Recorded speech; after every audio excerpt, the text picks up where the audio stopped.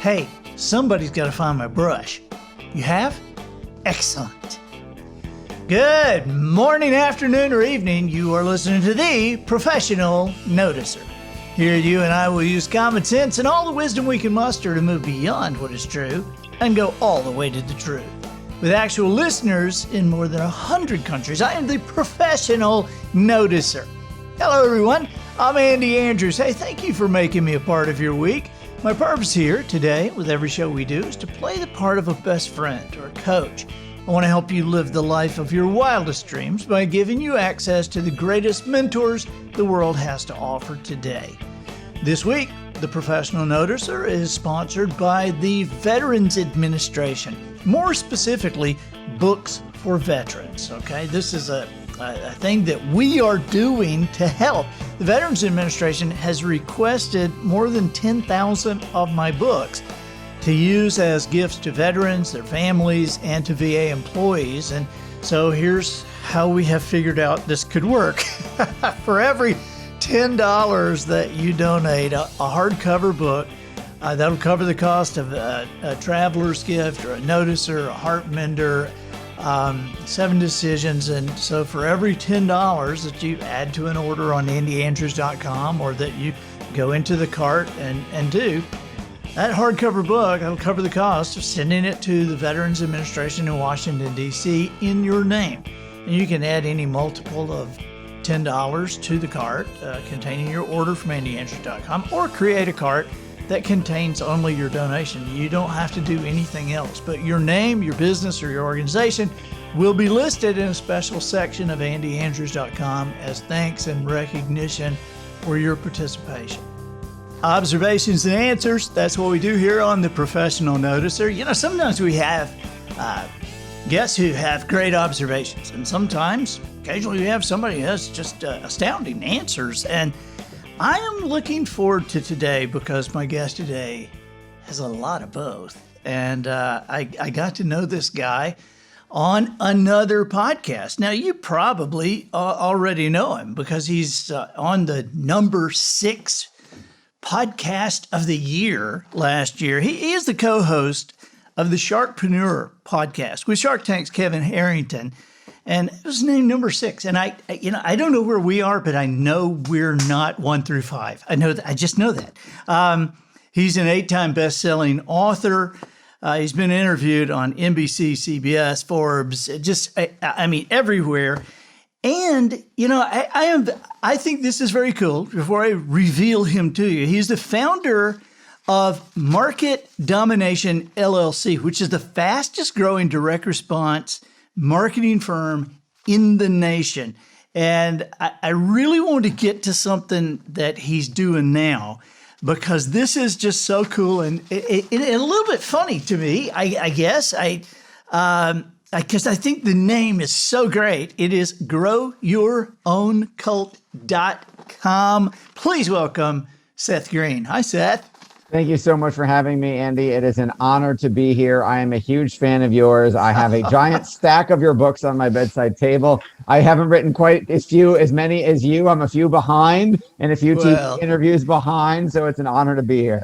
Dude, I'm so glad to have you. You're a lot younger, and those books, you get like me, just do something. So they make good doorstops if you don't like them. No, I read them cover to cover. And then they go from my bedside table to my wife's. Yeah. Well, there you go. Good. Hey, listen, tell me about, before I ask about anything, I just have to ask about growyourown.cult.com. Because I got to tell you, man, that's a cool name because it's just an odd. It's what my sons would say. It's bait, Dad. That's just, you just got to click on that and see what it is. Tell me about it.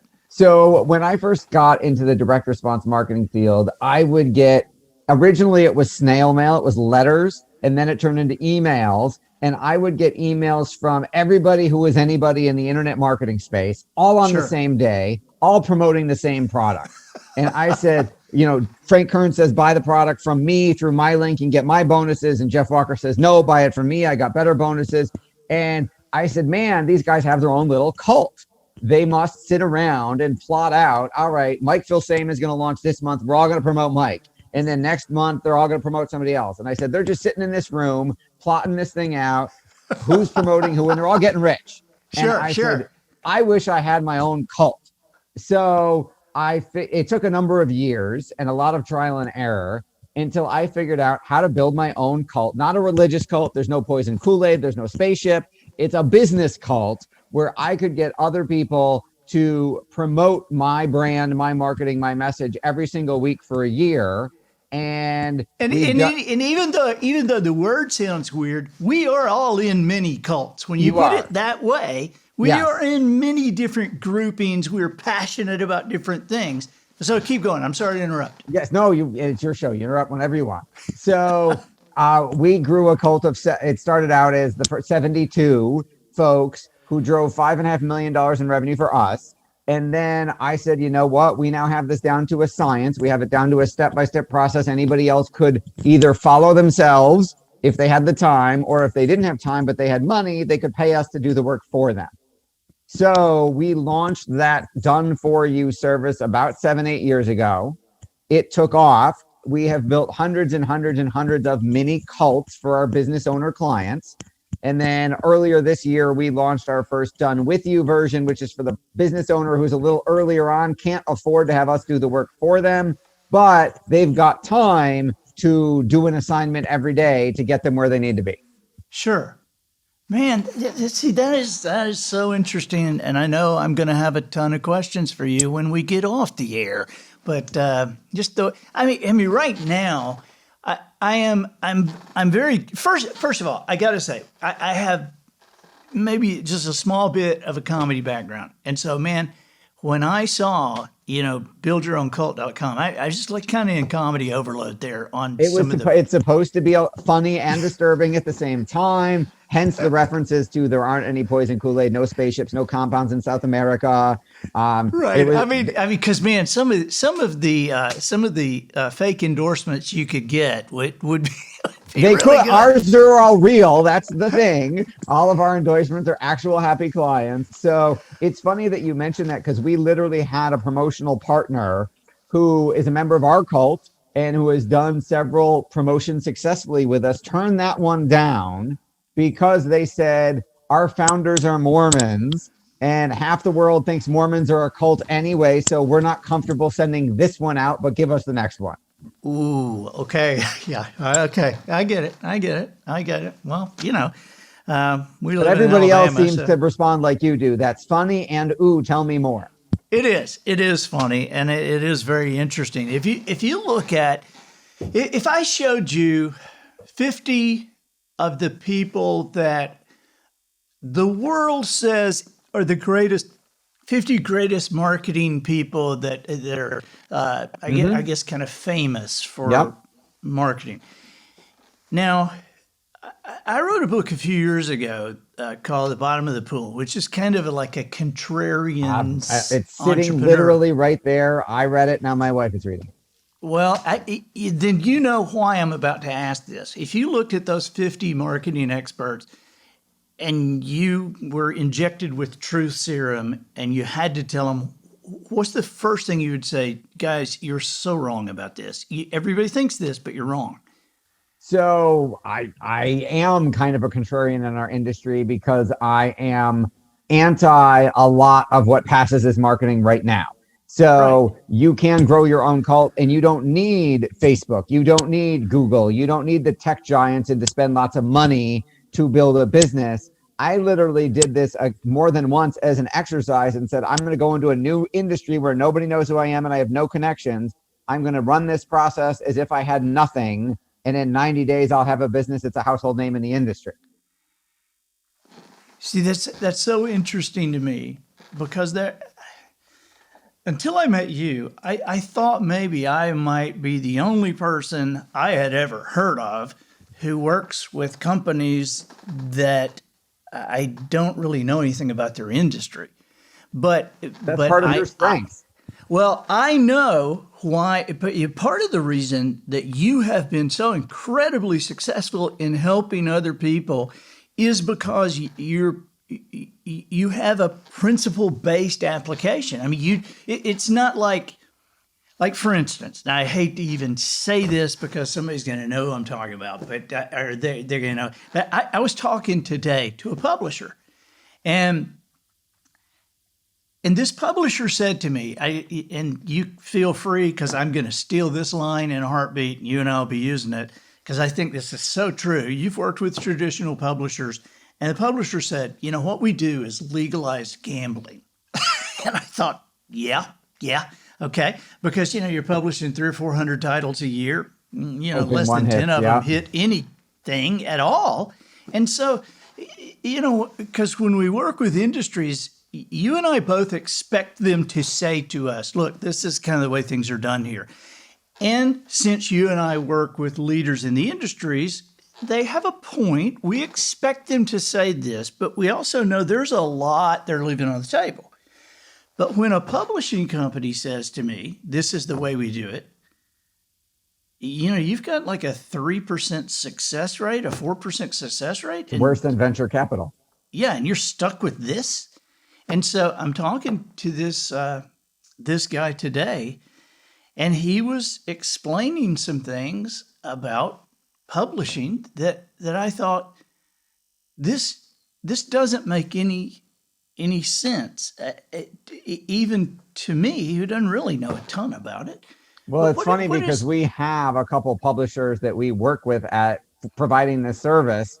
So I've had to sort of start the disruption in that industry. And one of the reasons for such a high failure rate is because they publish the book and that's it. They don't do anything. So it's all up to the author, and most authors don't realize this until it's too late, that all of the marketing, all of the promotion is on them. The publisher's not getting them a book tour unless they're Andy Andrews. The publisher's not putting them on Good Morning America. They're not going to get any exposure at all. They're just going to have a physically printed book, is basically what traditional publishing is. So we're disrupting that model right now by talking about, let's figure out the cult that's going to promote that book to their followers that are the exact right people to buy it. So it doesn't matter if a publisher does nothing, you go sell 5,000, 10,000 copies with the push of a button. Right. To me, I think that the best podcasts are when people are interested in what each other's saying. And I'm just like having a conversation with you, and I've kind of forgot we're doing this. But I want to tell you something that happened to me that I think you'll get a kick out of. Maybe you can use it as a story or whatever. But, as many authors as you and I talk to, have we ever met one who's happy with their publishing company? And so, I always kind of tell people, look, if you have a traditional publisher, if you can think in terms of they print this stuff without me paying for it, and they make it available to the bookstore. They don't even get it in the bookstore, okay? It's available. And if you can be happy with that and know that everything else is on you, you'll be a lot more contented person. I was at the Maori Writers Conference a few years ago when they were doing that, and I had just written Traveler's Gift, and in fact, my second book had come out, and so I was kind of bent out of shape because Traveler's Gift had, just like gone crazy, and then it's like I didn't have anything going with this second book. And so I was like, why aren't they doing anything? Right? And the typical thing. And so I got to go to the Maori Writers Conference on the strength of that first book. And I was a peon. I mean, all these great, huge people were there. I'm this peon. And there's so many authors there that the first night they said, okay, we're going to pass the microphone around the room. It's just you guys in here. And so 20 seconds. Can you tell us your name? Tell us something significant about your past year. And it just passing around. And I never will forget John Saul, who wrote the Guardian series. The microphone came to him and he said, this year I had my 38th New York Times bestseller, no thanks to my publisher. And passes it over. Goodness. And I went, okay, well, if they're not just like bowing and scraping to him, who do I think I am? And that did it for me. I thought, man, it is on me. So knowing it is on us, what's your first step? What do you tell me to do? So I would start backwards and say, who is the ideal reader? Who's your target market for the book? And then I go one level up and say, who are the influencers who have lists of those people? Because I don't want to sell one book at a time. I want to sell hundreds or thousands. So if, if you have a business book, well, who are the top 50 influencers in the entrepreneurial space who have lists of hundreds of thousands of entrepreneurs that might be interested in your book? Is that some of those people you'll be able to get to? Some of them you won't. Is that the Tim Ferrisses and the Gary Vaynerchuks of the world? Or are there one level down folks that you could actually reach that might not have 2 million on their email list or their social media volume, but they might have 100,000 and they might be happy to have you on their podcast. They might be happy to promote your book out to their followers, thus selling a whole lot more books in one shot. Okay, so small business owner. I mean, here's a guy, may have 10 employees, maybe 5. And they know, they feel like they could double what they're doing. They could double their results if they could get more people in, or if they get more traffic on their website. And so what does this guy do?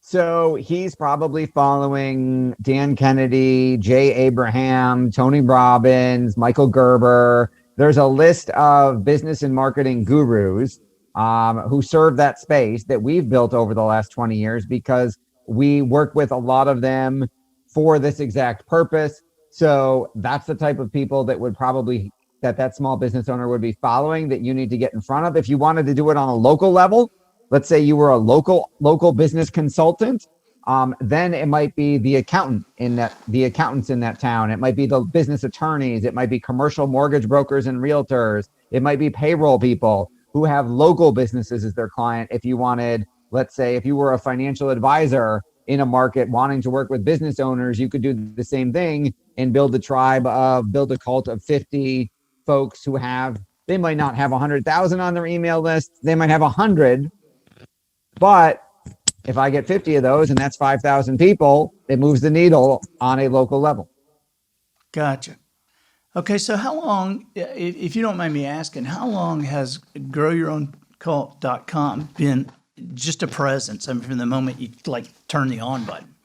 Okay, so the service we've been doing for 8 years. The rebranding of it as a cult was literally in the last few months. Was literally during COVID.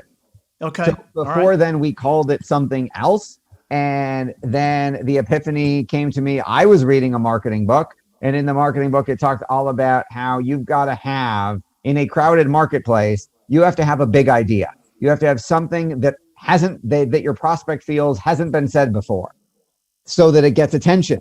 So we had positioned it before as the Dream 50 concept, piggybacking on Chet Holmes' Dream 100. But again, that wasn't a big new idea because people had heard about that for decades. So the new idea that came to me during COVID was remembering back to my beginnings and thinking, you know what, we're building little mini cults for people that are transforming lives and growing their businesses. Yeah, this is so good. And I am very curious when I look at somebody like you that I consider not just, I mean, there's kind of 3 categories. You are smart. That's obvious. You're in, what would you call it? You had this techie thing. You got you're knowledgeable. You're smart. Meaning quick, fast, witty. You're knowledgeable, but you also have a great degree of wisdom, which is a rare trifecta. And so when I look at you, here's one of the things I'm very curious. If you would tell me you had a plan for how this was supposed to go, how it was supposed to roll out, how people were supposed to react to it, how you were supposed to help them, how it was supposed to work for them, what was the biggest surprise you had? Wow. What did you go, well, man, didn't see that coming? So we had to pivot also due to COVID. I think the things that surprised me were the number of people who needed it, who wouldn't take advantage of it because either they were afraid or because they couldn't get the leap mentally, because our original version of the done for you service is not cheap because it's a lot of manual labor. So that's why we pivoted earlier this year and said, we're going to offer a version that's like 90% less of the cost, less of the investment. And we'll supervise them every day and make sure they do it right, but they have to physically do the work themselves. And I've been pleasantly surprised at how well that's been received. I did not realize how much of the market we were leaving on the table because we were only taking the cream of the crop of the folks who were willing to invest a significant amount of money with us. So I'm thrilled by the fact that we get to help more people because we found a way to make a version of our service less expensive. I think that's very important. I think that I've somewhat found a lot of the same thing during this COVID thing because in the speaker world or personal appearance world or whatever you want to call it, I mean, you work for years to get more highly paid, and your fee is bigger and bigger, and you can be successful at that, but then you look back and you go, wow, there's a lot of people I'd like to help, but they can't afford what I do. And then you go, but I don't dare do it for half price because then nobody will ever pay full price. And so to be able to figure out what you have, to be able to, create that for everybody, what has been the most, I guess, have you been surprised at it? Have you ever been tempted not to take a company because you thought this is just kind of crap? I don't think this will work. I don't even like the thing. And then it did, and people were happy. You ever been surprised that way? Yes. So we turn away at least 30% of the people who want to hire us because they're either not right for us, we don't believe in what they're doing, or it's just not a good fit. And There have been times that I've kicked myself when I saw a product or a service that we turned away that then took off. And I said, well, I could kick myself, but it wasn't for us. I'll tell you a noticing that I had. There was a point in time about 7-8 years ago when we had spent 9 months pitching what would have been our newest, biggest client. It was a multi-state personal injury law firm. The guys on TV all the time. Right. And my wife, we were shopping for a new house at the same time because we had just had our third baby and outgrown our first house. And so the guy had said yes, had promised me the multi-six-figure check and the contract with 7-figure performance incentives. And I had told my wife to go buy a new house in that price range. Well, ooh, I can feel this coming. 30 days later, I still didn't have a check. He's not answering emails, phone calls, or text messages. So I literally took the day off, grabbed a book, camped out in his office building, and told the secretary, I'm not leaving until I get a minute. I got all day. And she got all huffy. And then she came back 5 minutes later going, he changed his mind. He's not going to do it. So my wife wisely dropped the kids off at her parents' house, met me at home with a bottle of something. And I had to tell her that, honey, you've been shopping in the wrong price range because he promised me this check. You got to drop it down to what our normal price range is. So I'm sorry, those houses you want to put offers on, we can't afford right now. Yeah. So you tell your wife, think canvas, think tint, oh no. Yes. I don't spend the money till it's actually in your bank account. Oh my gosh. Yeah. I'm just thankful she didn't actually buy one. She was waiting to put an offer in until I gave her the go-ahead. So I lucked out that way, but that was not a happy day. Yeah. But what turned out to be a good thing is that had he been our biggest client, he was also offering us free office space in his building. Had that relationship gone south in any way, shape, or form, we would have had to move. He would have been, probably because he was would have been such a big percentage of our revenue, it would have been precarious. We would have been desperate to keep him happy. I don't know on retrospect if we could have actually made him happy. So it turned out to be a blessing. Goes. Yeah, we know how that goes. Tough to be desperate to keep somebody happy. Whether you're married to him or not, right? Yes. Well, that's different. Yes. Yeah. I got a better shot at making my wife happy. I get new shot every day. New shot every day. Absolutely. So I am, when I look at the name, growyourown.cult.com, I love the name. I think it's funny. It's curiosity driven. I've already gone. I've already looked. I think it's awesome. And And I also, when you say, well, some people weren't a fit because maybe they didn't understand what we're doing. See, I try to think about, I look at you and I look at your site and I try to think about myself, because if I have an advantage,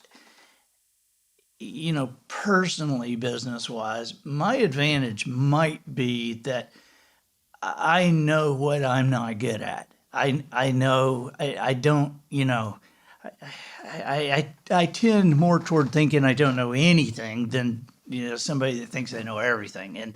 And so I look at this and I have so many questions, just like for me, And we did our jobs. And here is one that I wonder if anybody else has had. I know other people probably have thought this, but I would be a horrible politician because I care too much that people like me. I mean, I know that about me. I care. If you don't like me, I'll go, hey, what? And so I would be a horrible politician. But I also know that doing what I do, we have to build numbers. We have to build that audience. We have to build that group of people that watch us. Now, so here has been something that's kind of been on my mind for years. I'm just going to confess to everybody and you right at the same time. An acquaintance of mine, I can't say he's a close friend, but an acquaintance is Glenn Beck. Glenn lives in Fort Worth, in Dallas now, and working out of there. And one time, several years ago, he was on the cover of Time magazine. $70 million a year or something crazy like that. He's making, and so I've been around Glenn some, privately, right? And I know that he's not really what a lot of people think. I mean, because I've told my wife, I said, look, if you were like around Glenn, you would really like him. I mean, if you didn't know who he was and you didn't know what he said all the time, you would really, I mean, he's nice to be around, he's polite, he has manners, he's, engaging. But here's the thing. It's taken me years to build whatever, kind of little audience that I have. All right. And people pretty much like me. I mean, people pretty much like me. I mean, we don't have a lot of pushback on things I do or things I say. And we have this, well, all right, people hate Glenn's guts. Yep. And he has like 50 million people on Facebook. What the heck? So it makes me want to sometimes go, just say something just to make everybody mad, see if I could jump 1 million people or something. What is the deal there? Explain that. And how do you take advantage or how do you stay away? Okay, so the personality you monetize has got to be more interesting than who you are in real life. So if you are a genuinely nice guy and you are nice all the time. Matt, he's saying I'm boring. Matt. That's not what I said. We've got a guest on. He's telling everybody I'm boring. That's not what I said at all. I just said the personality you monetize has to be a more dramatic version of yourself. So here, I'll put it to you another way. Love me or hate me, there's no money in the middle.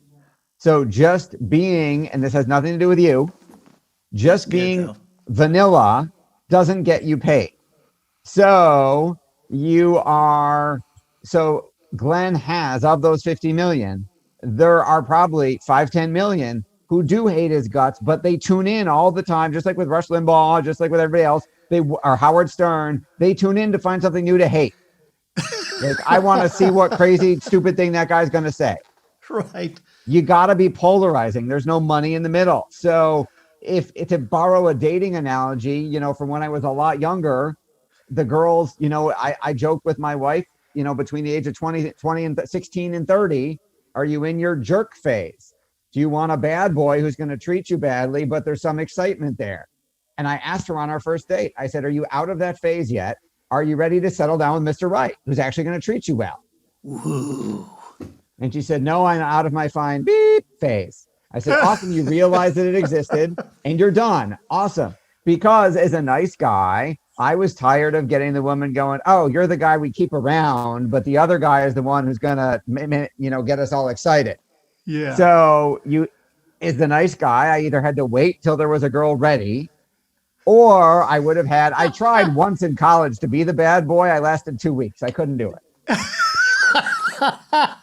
See, I told you a minute ago, there's a lot of wisdom there. And man, there's a ton of wisdom. I'm going to make sure, I've got an 18 and a 21-year-old, both boys. I'm going to make sure they listen to this just for that part right there. Yes, and hopefully they'll hear the part about the nice guy gets rewarded later, and they won't hear, ooh, I should go be a jerk for a while. I think for my guys, it probably last 2 weeks like it did for you. Oh my gosh. Yeah. All right. Well, so what do you have coming up? What are you looking at? What are you trying to figure out? Maybe that's a better question than what do you have coming up? Okay. What are you trying to figure out? What's kind of stumping you right now? Oh, that's a good question. So what is kind of stumping us? So marketing boils down to two things. It is math, response rates, click-through rates, opt-in rates, conversion rates, cost to acquire a customer, and it's behavioral psychology, where you and I both have a strong interest in. Right. So I'm always I get stumped by people not doing things that I know are in their best interest. So I'm like, you registered for the webinar because you wanted to learn X, Y, and Z to change your life. Why didn't you show? You showed up, that you said you wanted this. Why didn't you buy it? Or the one that stumps me the most is people who buy the stuff, the product, the book, the tape, the series, what course, the vitamin, the pill, and don't do anything with it. It drives me crazy. Now, Tony Robbins said to Frank Kern I remember a few years ago at a thing I was in, he said, you got to let that go. It'll drive you crazy. You got to let it go. They mistake activity for achievement. They think I bought the book, so I'm a better person now. Right. They don't actually want to change their lives. They just want to feel like they did something. But I get that that's reality, but it drives me crazy because I am a constant, for lack of a better term, junkie for self-improvement. I have found that every time I grow as a person, my businesses grow to meet me. It's not about a whiz-bang new marketing technique. It's literally Seth had an epiphany as a person, leader, entrepreneur, father, husband, and magically clients showed up to reward me for that. Dude, if I could get that across to corporate America, I mean, because what you just said right there, that's the deal. For 10 years before I really kind of figured out how to move the needle in other people's lives, I feel like everywhere I go, I feel like that most CEOs were laboring under the delusion that the most important thing in their employee's life was their career.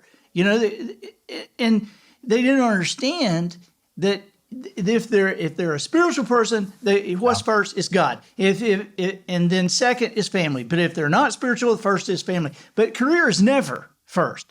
And so how would we ever think somebody could perform well at the second or third most important thing in their life if the first or second most important thing in their life is in disarray? Right. So it's what shows up at home shows up at work, and what shows up at work shows up at home. I can tell. You could track our bottom line, our net profits against my emotional state, and you would know exactly, you could predict where we're going to be in a month, where we're going to be in 6 months, not based on ad revenue, but you could say, oh, you're getting along really well with your wife. You're being patient and sweet to your kids. Your business is going to keep going up. Oh, your head's up your butt and you're in a scarcity, fear-based mindset. Your business is going to drop. It's when I read Bottom of the Pool, like less than a month ago, I had an epiphany. I launched a entirely new service, had a new webinar, and we had our highest show up rate live ever, and we sold out. Wow. And I had the vendor. I'm so glad. I had the vendor emailing me going, I got hundreds of people who couldn't make it who want the replay. And I said, there is no replay. We can't take any more. Man, thank you for telling me that. I'm so glad. I mean, I can't tell you how happy that makes me that you had success with that. That's sometimes I wonder if that's my problem, because my mission is I get more of a thrill out of helping somebody do something, and sometimes I maybe ignore some of the things that I should pay attention to. But man, I'm excited about that. I mean, that's your Wisdom Harbor's all about, that you've got, right? Is the bite-sized chunks, maybe I don't have to read the 100-page book today, but I can listen to the 5 minutes, the 10 minutes, and make in the car my no extra time, net time, and literally make progress and grow every single day. I mean, we need millions of people to subscribe to that, and you'll change the world more than you already have. Buddy, let me ask you this. I've downloaded so much of it to Dropbox. I listen to something every day. Well, you're very kind. But this is not a kind of a podcast thing. This is like a for real Seth and Andy thing. How could we most help you? How could I most help you? We have some very loyal listeners, viewers, and followers, and I know. I mean, I feel like I have my hand on the pulse of what they tolerate, what they like, and what they love. And I really think they're gonna love you and your information. And so I, rather than wait and answer all their emails, what can we do to help you, Seth? We like you already, man. We like what you're doing. We like you got a wife, you got a family. God, we all just about crawled under the table when you had to tell your wife she couldn't buy the house, So what can we do? Well, I'm glad my previous pain is amusing you. That's great. I'm glad we can laugh about it now. I was not laughing then. How can we help you? Well, obviously, they should get Wisdom Harbor from you. I think as you know, you've been on my Sharkpreneur podcast. If they are entrepreneurs and want to learn about what it takes to grow and to hear our cool companies and founders talking about how they grow and scale, we'd love them to listen to Sharkpreneur, which is on every platform known to man. And then, You know what, more importantly than me, if they're parents, they should go check out Whiny Palooza, which is my wife's podcast. Hers is even better than mine. Hey, can your wife come on our thing sometime? I'm sure she would absolutely. She is frantically reading through your books, and I am sure she did Traveler's Gift with her book club. I am sure she would love to be on. Wow, because I would love to have her on. And so anyway, man, thank you for being here. Thank you for doing this. I know how busy you are. I told Matt when we started, I said, man, we got to have everything ready, because last time I talked to Seth, he was really in a hurry, and I just want to have everything right and ready. And so I appreciate you taking the time to do this. Well, thank you. And thank you for your time is even more valuable than mine. Well, you're kind to say that. It's not true, but you're kind. And we're we'll post in the show notes every way somebody can possibly get you. We've got a little 7-year-old who's a Gen Z. She's like 6 or 7, and she does these great little fast videos that we can promote these things with. She's really 19, but she looks 7. So, but they all do but now. we will do. I will do everything in my power to make sure everybody hears this podcast, dude. Awesome, and I will share the heck out of it with our audience as well. I'm Andy Andrews, the professional noticer, harnessing common sense and wisdom to plow through challenges all the way to an answer for you. And I think that'll do it for this week. Get us out of here, Matthew. So, ladies and gentlemen, and to the boys and girls who aspire to become ladies and gentlemen, we have reached the end of another episode of the Professional Noticer. In a world where common sense has become a superpower, I'm harnessing the mental energy I have, tiny bit though it may be, for you. Seeking wisdom, making observations, and endeavoring to answer tough questions in a way that will empower your family and your business. I'm Andy Andrews. Until next week, Smile while you talk. Yes, even behind the mask. Don't breathe anyone else's air. Not time to do that yet, but make sure you have a good answer to the question, hey, how's it going? And so, until next week, goodbye. This episode of The Professional Noticer was produced by Matt Limpert. The Noticer theme, written and performed by Sugarcane Jane. Fire extinguishers provided by Twinkle and Smoke of Beverly Hills. Additional financial consideration provided by the Go-Go Grill. Are you ever hungry while driving but don't want to head off in the direction of unhealthy fast food? Do you enjoy the danger of multitasking while behind the wheel? Get the Go-Go Grill. Simply buckle this small grill into the passenger seat next to you. It snaps in the same way you'd attach a child's booster seat. Secure it with a seatbelt. Plug the attachment into the vehicle's 12-volt socket that used to function as a cigarette lighter and fire that puppy up. Driving through cattle country? Hey, sear a steak at 70 miles an hour, passing through a beach town, fry seafood going through a school zone. Whatever you want to toss onto that smoking hot grate of the Go-Go Grill, you can do it all while barreling down the interstate with your speedometer pegged out. Hey, as long as one hand is on the wheel, you might as well have the other on a spatula, right? Flip burgers, make an omelet, or with the executive Go-Go Grill package, use the oven attachment and bake your favorite pizza. The Go-Go Grill is the perfect gift for anyone who loves grilling but simply doesn't have the time to stop for traditional meals. It's perfect for moms who are on the move and have to feed those kids in the back seat. And if you order the executive package today, we'll send you the Go-Go refrigerated glove box to install free of charge. Keep this tiny cold storage stocked and you'll always be ready to sizzle a fresh meal for you and your passengers. Order the Go-Go Grill package today and never be hungry on the highway again.